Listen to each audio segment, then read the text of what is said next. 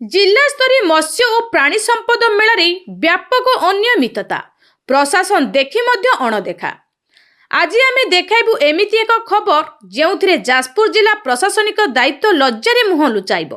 लक्ष लक्ष टंका खर्च करी सरकारी मेला हेउछि, किंतु मेलारे ब्यानर पुरुणा। 2026 मसीह जाजपुर रे आयोजित हेला जिला स्तरीय मत्स्य और प्राणी संपद मेला, किंतु मेला परिसर रे जहा देखागला ताहा समस्त को आश्चर्य करिदेला।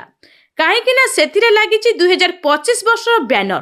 प्रश्न उठुछि, जदि मेला 2026 रो तेबे ब्यानर 2025 रो काहेकि?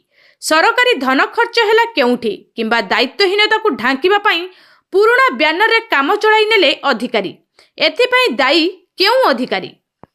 एही घटना जाजपुर जिले में भारी असंतोष सृष्टि करिछि। लोकंक टंकारे देखाउतबा सरकारी कार्यक्रम रे एपरि अवहेला को जिलावासी सीधासळक कहउचंती प्रशासन विफलता।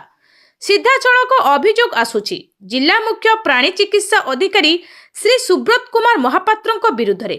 लोकंक अभियोग एपरि अवहेलामूलक कार्य द्वारा लोकंक सरकार मोहन सरकारଙ୍କ छवि को बदनाम करा जाउछि। आश्चर्यर कथा, सबुकिछि देखि जानिथिबा सत्वे केही मुह खोलु नाहंती। दोष न देखैबाकू टंका देई खुशी करा जाइथिबा चर्चा एबे जोर धरुछि। आ प्रश्न करिबाकू केही साहस करू नाहंती। एही घटना को नै साधारण रे दाबी जोर धरिछि। घटनार उच्चस्तरीय तदंत करा जाई दायी अधिकारीଙ୍କ विरुद्धरे कठोर कार्यानुष्ठान ग्रहण करा जाई सरकारी धनर सठिक हिसाब साधारण रे प्रकाश करा गले बहु लोकायित तथ्य सामना को आसी परंत बोली साधारण रे आशा व्यक्त करिसंती।